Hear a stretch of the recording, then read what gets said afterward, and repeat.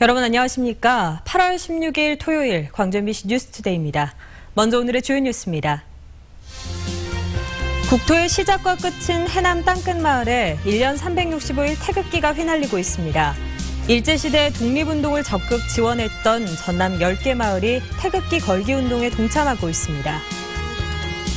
일제강점기 광주의 방적공장에서 강제 동원 피해를 당한 여공들이 일본 기업은 물론 우리 정부로부터도 한 푼의 지원금을 받지 못하고 있습니다. 고 김대중 전 대통령 서거 5주기를 앞두고 광주 전남 지역에서도 추모 행사가 준비되고 있습니다. 광주 YMCA에는 오늘부터 분향소가 마련됩니다. 추석 명절을 앞두고 수산물 원산지를 속이거나 표시하지 않고 판매하는 행위에 대한 단속이 강화됩니다.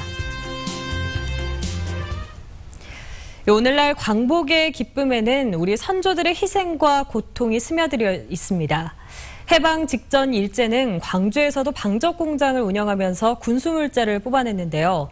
여기에는 10살 전후의 어린 소녀들이 동원됐는데 당시 사진을 입수했습니다. 광복절 집중 취재, 먼저 송정근 기자입니다.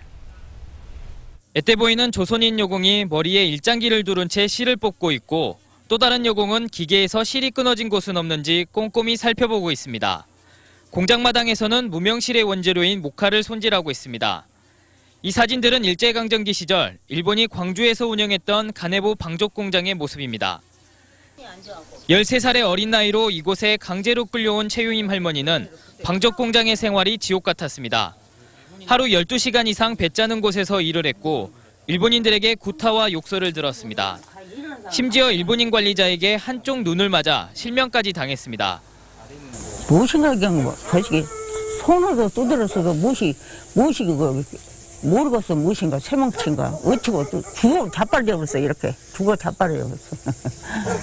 같은 시기 같은 공장에서 일했던 손호순 할머니도 주야로 이루어졌던 당시의 근무를 생각하면 아직도 끔찍합니다. 그 어린 것이 잠 못 자고 일주일 동안 거기 있어야 얼마나 잠이 오겠어요.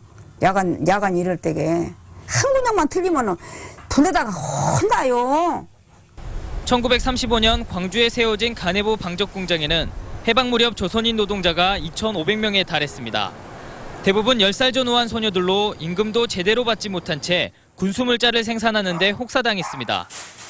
배급, 물자, 배급을 하는 배급소에 납품을 하거나 아니면 군대에 납품을 하는 형식을 취한 거예요.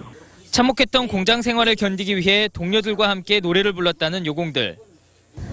떠나자 떠나자 어서 떠나자 악마 같은 이 공장 어서 떠나자. 70년이라는 세월이 무색할 만큼 그날의 고통은 오늘도 계속되고 있습니다. MBC 뉴스 송정근입니다. 어린 나이에 끌려가 착취를 당한 이분들은 지금껏 보상을 받지 못하고 있습니다. 일본에 끌려가 강제 노역을 해야 했던 근로정신대 할머니들과 처지가 비슷하지만 강제 노역을 했던 곳이 일본이 아닌 국내라는 이유로 관심조차 못 받고 있습니다. 계속해서 이기상 기자가 보도합니다. 12살 때 광주의 가네보 방적 공장에 강제 동원돼 노동 착취에 시달렸던 손호순 할머니는 일본 기업으로부터 단 한 푼의 피해 보상을 받지 못했습니다.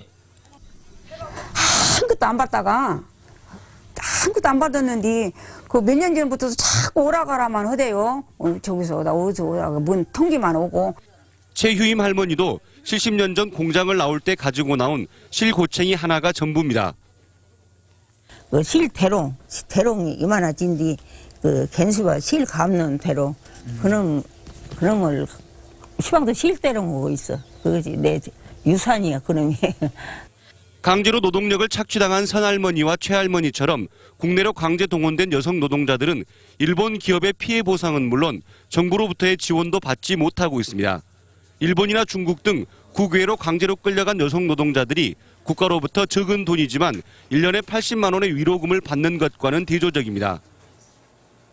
그나마 광주시 등 4개의 자치단체가 조례를 제정해 국내에서 강제 노동을 한 여성 노동자들에게 한 달에 30만 원 정도의 위로금을 지급하고 있습니다.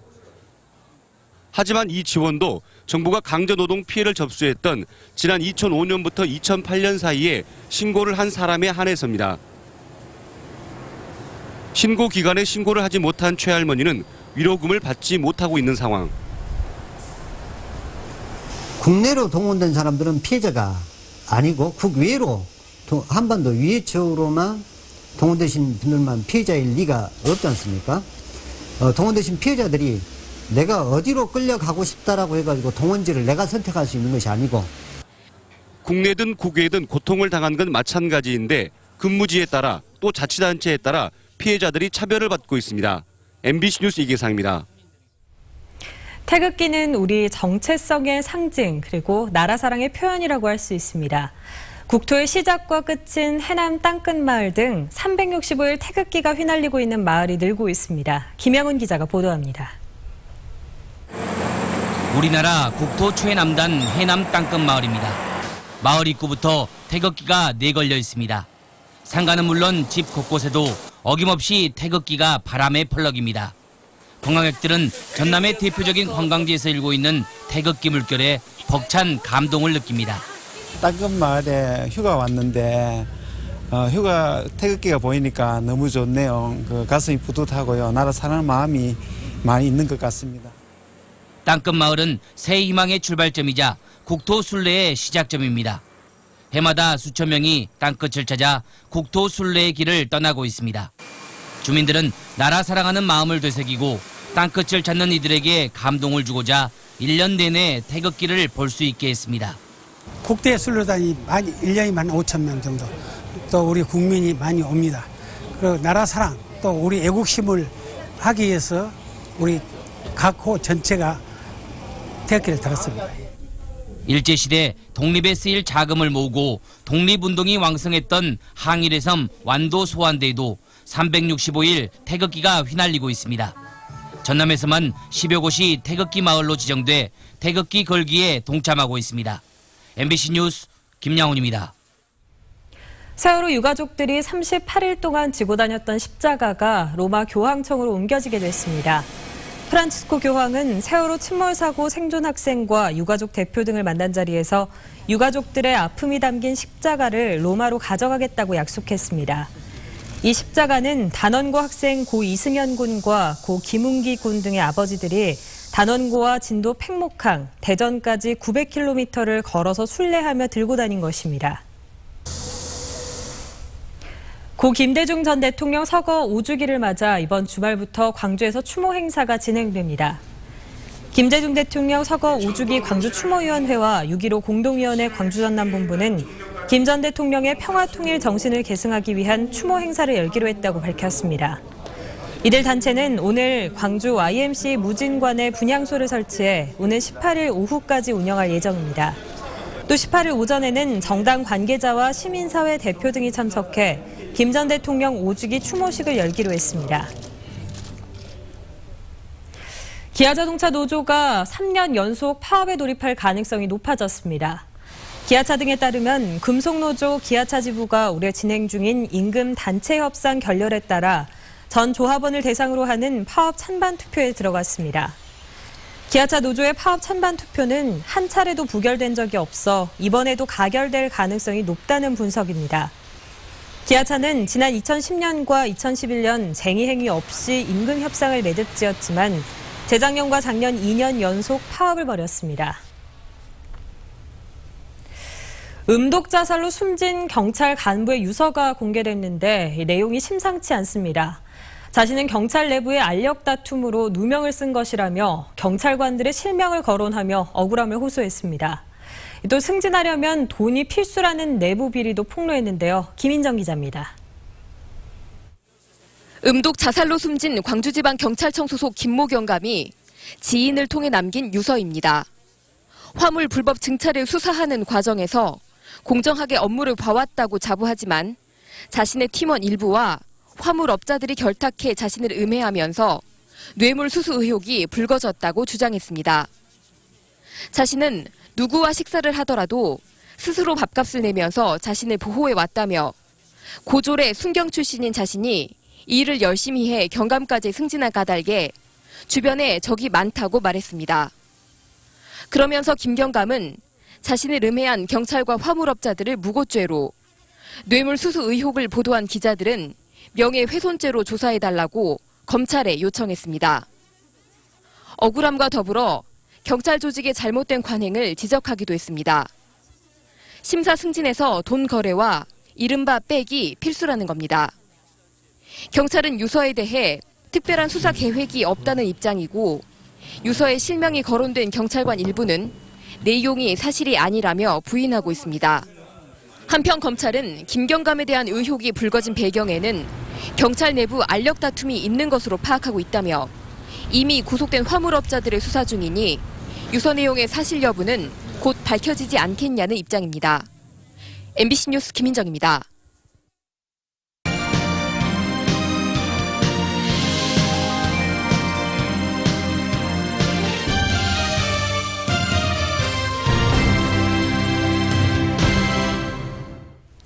정부의 쌀 개방 방침에 우울한 농촌이지만 불행 중 다행인 소식은 올해 쌀 농사가 풍년이 예상된다는 겁니다.